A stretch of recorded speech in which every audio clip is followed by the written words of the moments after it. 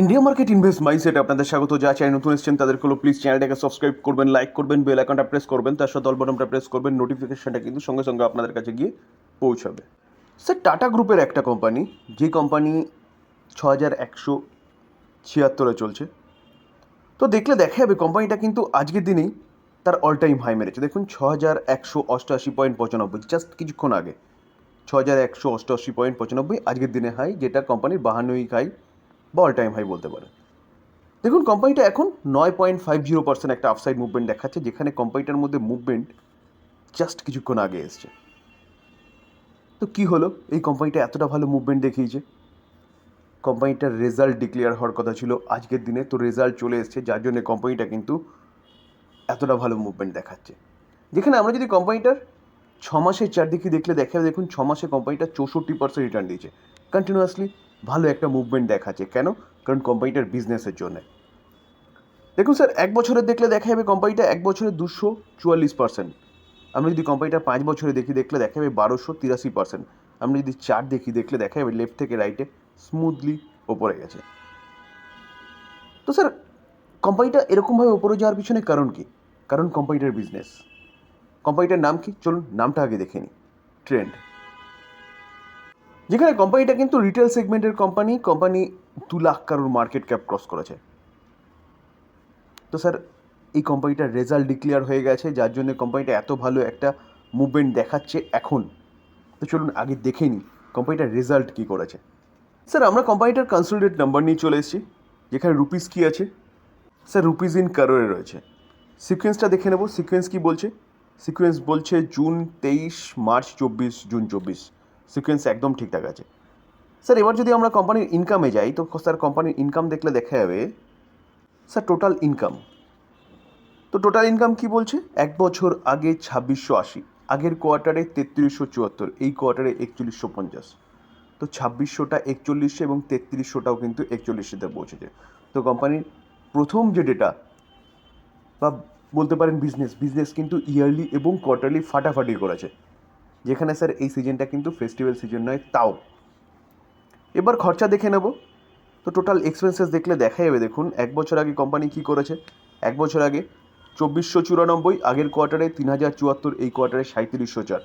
তো ইনকাম যেরকমভাবে বেড়েছে সেরকমভাবে কোম্পানির খরচাও কিন্তু ইয়ারলি কোয়ার্টারলি বেড়েছে।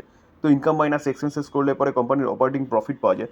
তো অপারেটিং প্রফিট যদি আমরা দেখি তাহলে দেখলে দেখা যাবে, দেখুন এক বছর আগে 185.70, যেটা আগের কোয়ার্টারে 301.03 এবং এই কোয়ার্টারে 445.79। তো কোম্পানিটার ইনকামের সাথে সাথে কোম্পানিটার অপারেটিং প্রফিট যেটা, সেটাও কিন্তু ইয়ারলি কোয়ার্টারলি ফাটাফাটি করেছে বলতে পারেন। তো স্যার, এবার আমরা কি দেখব? এবার হচ্ছে ট্যাক্স ও অ্যাডজাস্টমেন্টের পরে কোম্পানির নেট প্রফিট। তো স্যার, কোম্পানির net profit for the period যদি দেখি তাহলে দেখলে দেখা যাবে সব কিছু বাদ দেওয়ার পরে কোম্পানির ঘরে যেটা ঢোকে সেটা এক বছর আগে 166.67, আগের কোয়ার্টারে 712, এই কোয়ার্টারে 391। স্যার, ইয়ারলি কোম্পানি 166টা 391 হয়েছে, ফাটাফাটি করেছে। এবং কোয়ার্টারলি দেখলে দেখাবে কোম্পানির রেজাল্টের মধ্যে একটা কিন্তু গিরাবাট দেখা গেছে, যেখানে 712 সেটা কত হয়েছে 391, এতটা কমে গেছে। তো কমে যাওয়ার পিছনে কারণ কি স্যার? আমরা অপারেটিং প্রফিট দেখেছিলাম, তো বেশ ভালোই করেছিল। কী ছিল অপারেটিং প্রফিট? 301 এবং আগের বারে কিন্তু আগের কোয়ার্টারে, আর এই কোয়ার্টারে 445। তো অপারেটিং প্রফিট 301 দেখাচ্ছে, কিন্তু মেন প্রফিট 712 কী করে হলো? চলুন স্যার, এটা কী করে হলো সেটা একটু দেখি। দেখুন, একটা অ্যাডজাস্টমেন্ট হয়েছে অপারেটিং প্রফিটের পরে, কত 576 কারোর।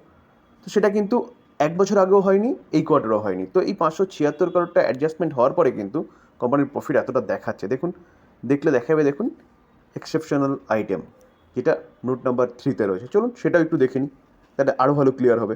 স্যার, রেফার নাম্বার 3-তে চলে এসেছি। দেখুন 576 কারোর অ্যাড হয়েছে, যেটা প্রিভিয়াস কোয়ার্টারে। ঠিক আছে, তো প্রিভিয়াস কোয়ার্টারে যদি দেখি তাহলে দেখলে দেখা যাবে, দেখুন এন্ড অফ 31 মার্চ 2024। তো এই এক্সেপশনাল আইটেমটাকে যুক্ত হওয়ার জন্যই কিন্তু কোম্পানির প্রফিট কোয়ার্টারলি একটু গিরাবাট দেখা গেছে। তো স্যার, এই জায়গায় দাঁড়িয়ে কোম্পানির রেজাল্ট খারাপ হয়েছে? স্যার, রেজাল্ট কিন্তু যথেষ্ট ভালো হয়েছে। স্যার, মেন দেখতে হবে কোম্পানির বিজনেস ইয়ারলি এবং কোয়ার্টারলি যথেষ্ট বেড়েছে। তার পাশাপাশি কোম্পানির প্রফিটও কিন্তু ইয়ারলি কোয়ার্টারলি যথেষ্ট বেড়েছে, এটা আমরা অপারেটিং প্রফিটের কথা বলছি। তো কোম্পানির বিজনেস থেকে যে ইনকাম সেটা কিন্তু বেড়েছে, এটাই হচ্ছে মেন জিনিস। কারণ এক্সেপশনাল আইটেম কোনো কোনো সময় যুক্ত হতেও পারে, নাও হতে পারে, এটা নিয়ে ভাবার কিছু নেই। মেন দেখতে হবে যে বিজনেসে গ্রোথ আছে নাকি। তো স্যার বিজনেসে গ্রোথ আছে, সেই অনুযায়ী কিন্তু অপারেটিং প্রফিটও যথেষ্ট ভালো করেছে। তো বলা যেতে পারে কোম্পানির রেজাল্ট ফাটাফাটি হয়েছে। এই কারণে কিন্তু এই কোম্পানির স্টেকটা থামার নামই নিচ্ছে না। প্রায় 10%-এর কাছাকাছি একটা মুভমেন্ট দেখিয়েছে দেখুন। যখন রেজাল্ট বেরিয়েছে তারপরেই এই মুভমেন্টটা দেখা গেছে। তো স্যার এই কোম্পানিটা কিন্তু আপনি চিন্তাভাবনা করতে পারেন লং টার্ম ইনভেস্টমেন্টের জন্য, যেখানে কোম্পানি যে বিজনেস করে রিটেল সেগমেন্টে, কোম্পানি কিন্তু যথেষ্ট ভালো বিজনেস করছে। দেখুন স্যার, এই কোম্পানির যে 3টে ব্র্যান্ড রিটেল সেগমেন্টে একটু আগে আমি বললাম, ওয়েবসাইট, জাইডু এবং উৎসাহ। তো স্যার এই যে জাইডুর বিজনেস না, এই বিজনেস কিন্তু ফাটাফাটি করছে কোম্পানি। এই বিজনেসের জন্য এই কোম্পানিটা এত ভালো পারফরমেন্স কন্টিনিউয়াসলি দেখাচ্ছে। তার পাশাপাশি ডিভিশন দেখলে দেখা যাবে ওয়েস্ট সাইড তো আছেই, জাইডুও রয়েছে, স্টার বাজার, জারা ইন্ডিয়া, এগুলোও কিন্তু কোম্পানির অ্যাডিশন হয়েছে লাস্ট দুটো বলতে পারেন। তো business well and good, long term sustainable business সামনে আরও বাড়তে চলেছে, কারণ সামনে স্যার ফেস্টিভ্যাল সিজন আসতে চলেছে। তো দেখুন স্যার, বলতে বলতে কোম্পানিটা কিন্তু 10% আপার সার্কিট মেরে দিয়েছে। তো 5 বছরে এতটা ভালো মুভমেন্ট দেখানোর পিছনে কোম্পানির বিজনেস, যেটা নিয়ে আমি ডিসকাস করলাম, মেইন বিজনেস হচ্ছে জাইডুস।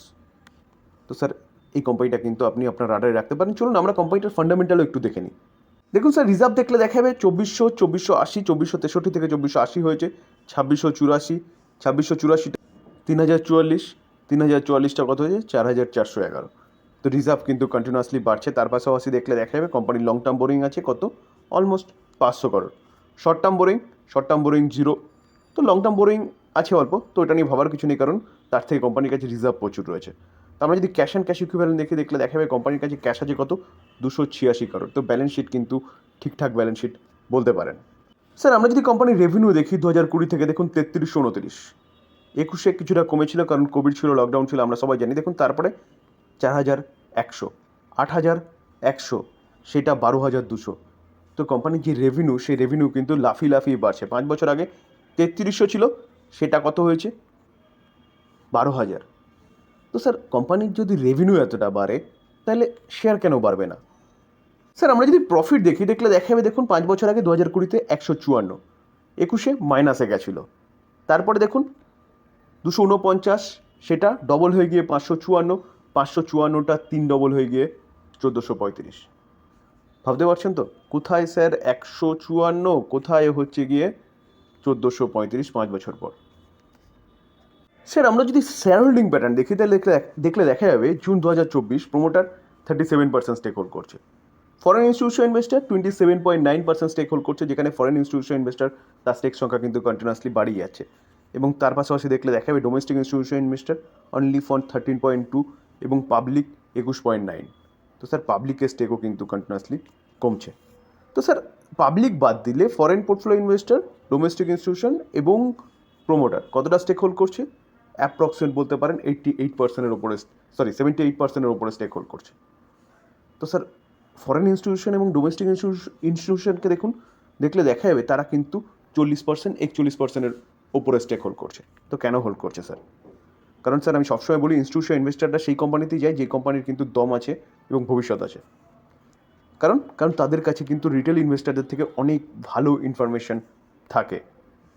দেখুন 8.5% স্টেক হোল্ড করছে মিউচুয়াল ফান্ড, 41টা মিউচুয়াল ফান্ড রয়েছে, তার মধ্যে Axis mutual fund 1.08% stake hold করছে। ফরেন পোর্টফোলিও ইনভেস্টার 22.62, 836টা ফরেন পোর্টফোলিও ইনভেস্টার রয়েছে, যেখানে ফরেন ইনস্টিটিউশন ইনভেস্টার 4.53%, ডোডোনা 4.53% এবং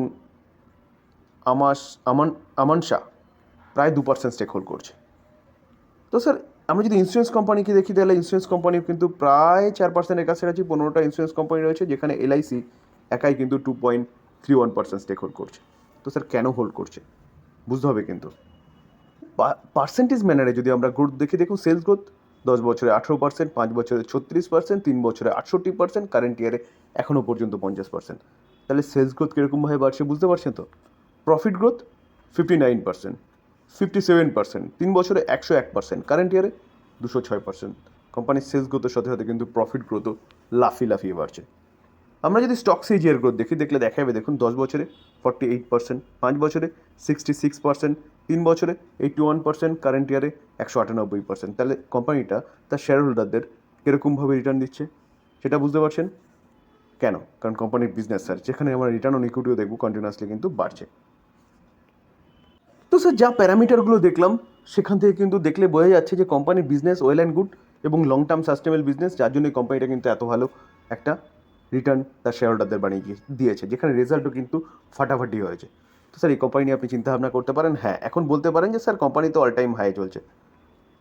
দেখুন স্যার, ভালো কোম্পানি অল টাইম হাই চলবেই, কিছুটা নিচে আসলে বাইরের অপরচুনিটি খুঁজতে হবে, বা এখান থেকে হয়তো নিচে নাও আসতে পারে, এখান থেকে ছুটতে পারে। তো স্যার ডিসিশন এবার আপনার, আপনি কী করবেন। কারণ স্যার আমরা যদি 5 বছরের চার্ট দেখলে দেখা যাবে, দেখুন যে বিশাল একটা কারেকশান হয়েছে, সেরকম কিন্তু কিচ্ছু দেখা যায়নি। এখানে কিন্তু কোভিডও এসেছিলো, সামান্য একটু কারেকশান হয়েছে। তো সেই জায়গায় দাঁড়িয়ে স্যার বিশাল যে কারেকশান হবে তারপর নেব, সেই চিন্তা ভাবনা করলে কিন্তু নেওয়াই যাবে না। কোম্পানি দৌড়চ্ছে, ভালো কোম্পানি, ইনভেস্টমেন্ট করতে পারেন। কারণ যদি এখান থেকে ডাউনে আসে, তাও কোম্পানিটার মধ্যে ক্যাপাবিলিটি আছে আবার উপরে ওঠার। ডিসক্লেমার দিয়ে রাখি, কোনো বাই সেল রেকমেন্ডেশন নয়। কোম্পানির রেজাল্ট বেরিয়েছে এবং কোম্পানির সম্বন্ধে ডিটেলস আলোচনা করলাম, টোটালি লার্নিং পারপাস। বাই করবেন, সেল করবেন নিজের ডিসিশনে, বা আপনি আপনার ফাইন্যান্সিয়াল অ্যাডভাইজারের সাথে কথা বলে নেবেন। আলোচনা এই পর্যন্ত। যারা চ্যানেল নতুন আসছেন তাদেরগুলো প্লিজ চ্যানেলটাকে সাবস্ক্রাইব করবেন, লাইক করবেন, বেল আইকনটা প্রেস করবেন, তার সাথে অল বাটনটা প্রেস করবেন। নোটিফিকেশনটা কিন্তু সঙ্গে সঙ্গে আপনাদের কাছে গিয়ে পৌঁছবে। থ্যাংক ইউ, ভালো থাকবেন।